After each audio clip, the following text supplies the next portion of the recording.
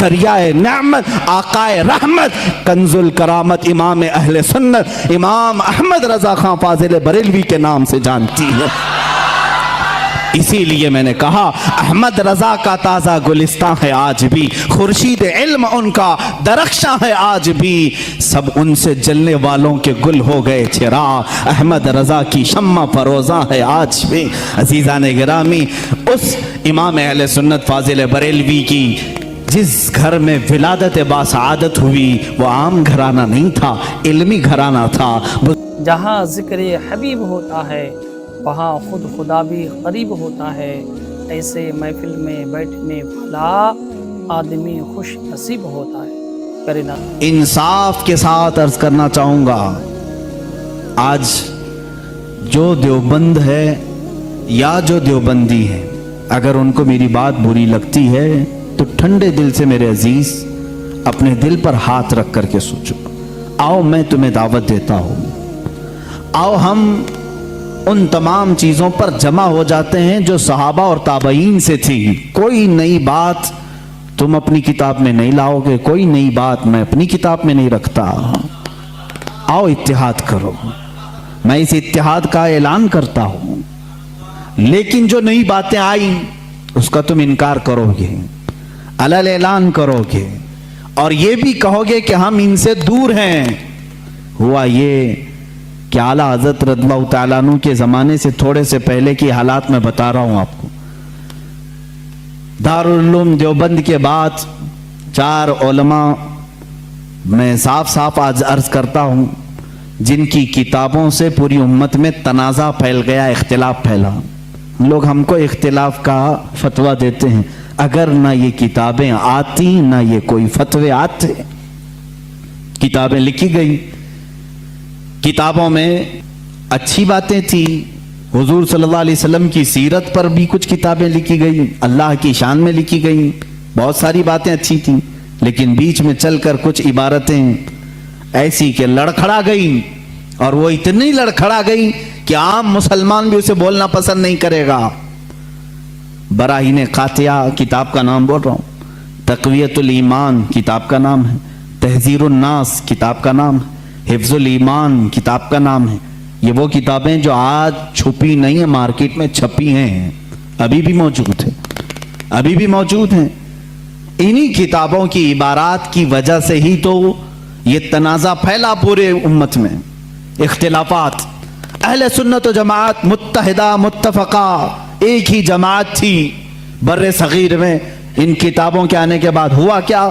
ایک کتاب میں لکھا گیا اللہ جھوٹ بول سکتا ہے، نئی بات تھی۔ اس بات پر آج تک امت نے کبھی کسی بھی شیخ، کسی بھی بزرگ سلف صالحین سے مجھے عبارت لا کر کے دکھاؤ اس سے پہلے کوئی بات ہوئی تھی۔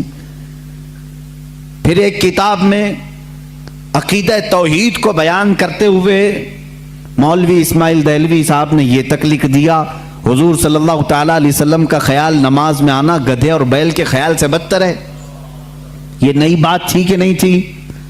اور جا کر کے کراس ویریفیکیشن کر لینا، اگر میں جھوٹ بولوں تو میرا جبہ پکڑ لینا، اور جو سزا دے سکتے ہو دو۔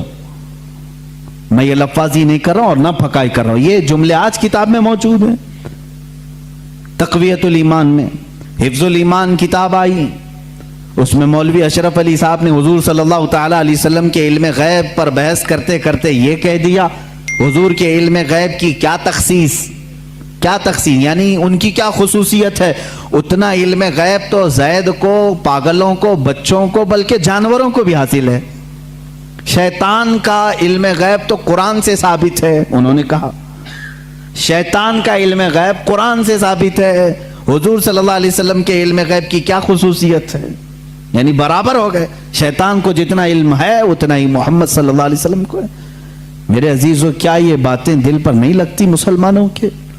یہ عبارتیں آئیں، کتابوں میں لکھی گئی، اور بڑا فتنہ یہاں سے بھی ہوا مولوی قاسم نانوتوی صاحب کی کتاب سے، کہ انہوں نے یہ بھی لکھا کہ بالفرض بعد زمانے نبی کے اگر کوئی دوسرا نبی پیدا ہو گیا تو حضور کے خاتم النبیین ہونے میں کوئی فرق نہیں آئے گا، یعنی کوئی دوسرا نبی پیدا ہو سکتا ہے اگر ہو گیا اگر مگر کی بات ہی چھوڑو، جب حضور نے 1400 سال پہلے کہہ دیا، فرما دیا کہ میرے بعد کوئی نبی نہیں ہو سکتا تو نہیں ہوگا۔ آپ کتاب میں یہ نئی بات لکھنے کی کیوں ضرورت پیش کی؟ آپ کو کیوں ضرورت پیش آئی کہ اگر اب کے زمانے میں بھی کوئی نبی آئے گا تو حضور کے خاتم النبیین ہونے میں کوئی فرق نہیں آئے گا؟ تو آپ کی اس بات سے پتہ نہیں کتنے محلوں میں کہاں کوئی نبی ہونے کا اعلان کر دے گا۔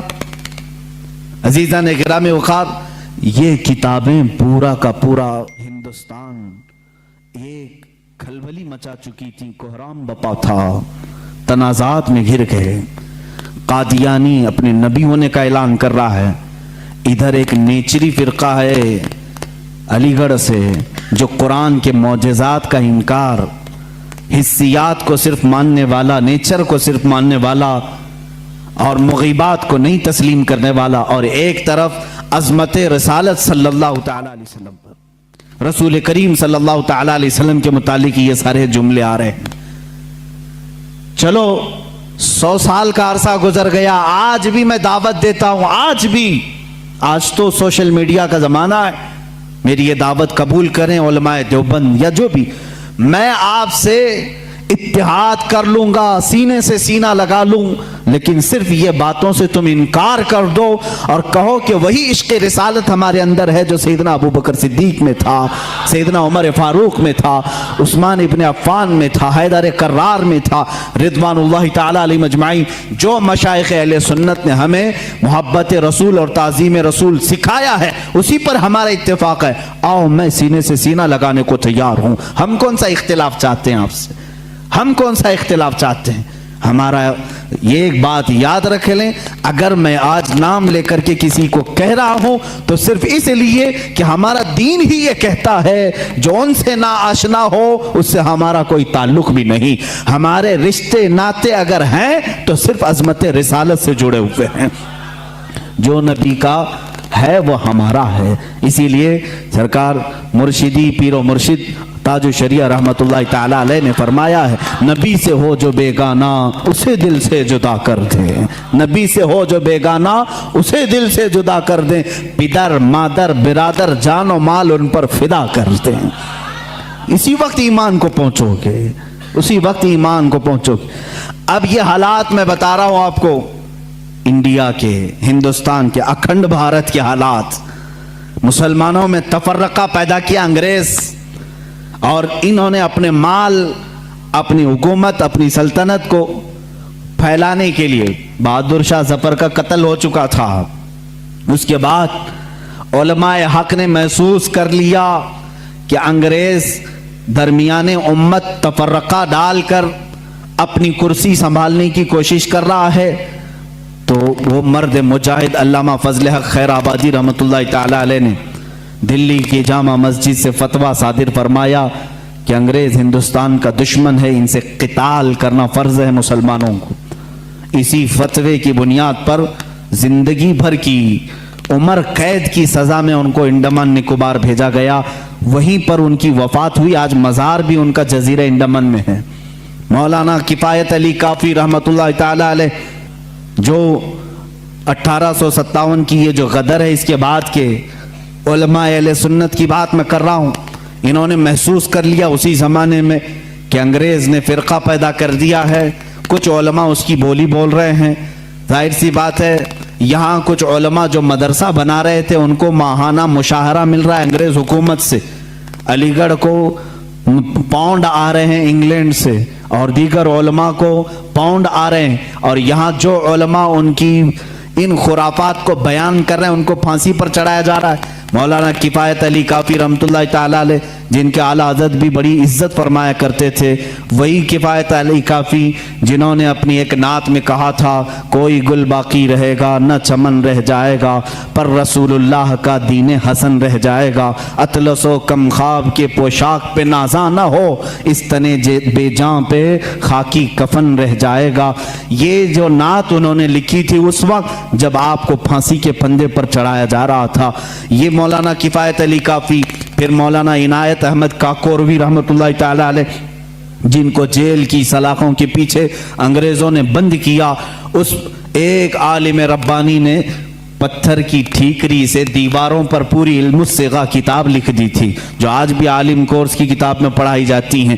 عزیزان گرامی وقار، اگر انگریز کو علماء سے محبت تھی اور وہ مدرسے کی سنگ بنیاد میں آ رہے تھے تو ان علماء کے ساتھ وہ کالا پانی کی سزائیں اور موت اور پھانسی کی سزائیں کیوں دے رہے تھے؟ آپ سمجھا کریں، کچھ علماء کو وہ شہید کر رہے تھے اور کچھ علماء کو وہ پیسوں سے پال رہے تھے۔ یہ حالات بڑے دیگرگوں تھے، امت میں تفرقہ، اختلافات آ چکے تھے۔ اب یہ وہ زمانہ تھا، نیچریت اپنے پاؤں پھیلا رہی ہے، قادیانیت اپنے پاؤں پھیلا رہی ہے، دہریت اپنے پاؤں پھیلا رہی ہے، اور ایک طرف غیر مقلدیت بھی اپنے پاؤں پھیلا رہی ہے۔ ہندوستان کی سرزمین جو اہل سنت و جماعت کا کہوارہ تھی، اولیاء کا مرکز تھی، یہ خواجہ ہند کا ہندوستان تھا، یہ محبوب الہی کی وراثت کی زمین تھی۔ یہاں صابر کلیری کے مجاہدات تھے، یہاں بابا فرید کے نغمے تھے، یہاں پر اولیاء کاملین کا گلشن تھا، یہ تمام صوفیاء کاملین کے پروردہ مریدین کا ایک عظیم گلستان تھا۔ اس گلستان کو کئی انگریزوں نے اپنے پاؤں سے کچلنا شروع کیا، اس میں خزاں آنے لگ گیا۔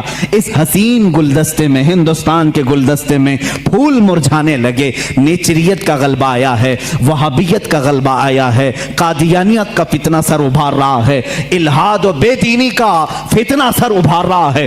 اب ہندوستان کی سرزمین پر ایک ایسے مرد قلندر کی ضرورت تھی جو موسیٰ کا جلال لے کر فرعون کے مقابل میں آئے، جو ابراہیم کی ثبات قدمی لے کر کے نمرود کے سامنے آئے۔ اب ایک ایسے مرد قلندر کی ضرورت تھی جو صدیق کی صداقت اپنے سینے میں رکھتا ہو، فاروق اعظم کی عدالت اپنے سینے میں رکھتا ہو، عثمان ابن عفان کی حلم و بردباری اپنے سینے میں رکھتا ہو۔ ہندوستان کو اب ایسے مرد قلندر کی ضرورت تھی جو حیدر کرار کی شجاعت بھی رکھتا ہو، غوث اعظم کا نائب ہو، خواجہ ہند کا وارث ہو۔ اللہ رب العزت نے ہندوستان کے سنی مسلمانوں پر وہ احسان عظیم فرمایا جب صوفیاء کے مرکز اور اولیاء کاملین کی خانقاہیں آواز دینے لگی، الہا اب ہند کا کیا ہوگا؟ یہاں تو اب چادریں نہیں، اب گاگریں نہیں، یہاں اولیاء کی بارگاہ میں آنے سے روکا جا رہا ہے، وسیلے کو شرک، استمداد کو کفر کہا جا رہا ہے، عظمت رسالت پر حملے ہو رہے ہیں، نماز میں رسول کے خیال آنے کو برا بھلا کہا جا رہا ہے، پیٹ پیچھے کی خبر نہ ہونے کی حضور کے بارے میں کہی جا رہی ہے۔ الہا اب کون اس دین کا وارث ہوگا، جانشین ہوگا، محافظ ہوگا، نگہبان ہوگا؟ آواز آئی غیب سے، اللہ رب العزت نے پورے ہندوستان کے اس سائے پر ایک ایسی عظیم سلطنت کو بیدار فرمایا جس سلطنت کا نام ہم یوں کہتے ہیں، ملک سخن کی شاہی تم کو رضا مسلم، ملک سخن کی شاہی تم کو رضا مسلم۔ جس سمت آ گئے ہو سکے بٹھا دیے ہیں، اس عظیم ہستی کو اللہ تعالیٰ نے جلوہ فرمایا جس کو پوری دنیا سنیت، اعلیٰ حضرت، کنز الکرامت، جبل الاستقامت، دریائے نعمت، آقائے رحمت، کنز الکرامت، امام اہل سنت، امام احمد رضا خان فاضل بریلوی کے نام سے جانتی ہے۔ اسی لیے میں نے کہا احمد رضا کا تازہ گلستان ہے آج بھی، خورشید علم ان کا درخشاں ہے آج بھی، سب ان سے جلنے والوں کے گل ہو گئے چراغ، احمد رضا کی شمع فروزاں ہے آج بھی۔ عزیزان گرامی، اس امام اہل سنت فاضل بریلوی کی جس گھر میں ولادت باسعادت ہوئی وہ عام گھرانہ نہیں تھا، علمی گھرانہ تھا۔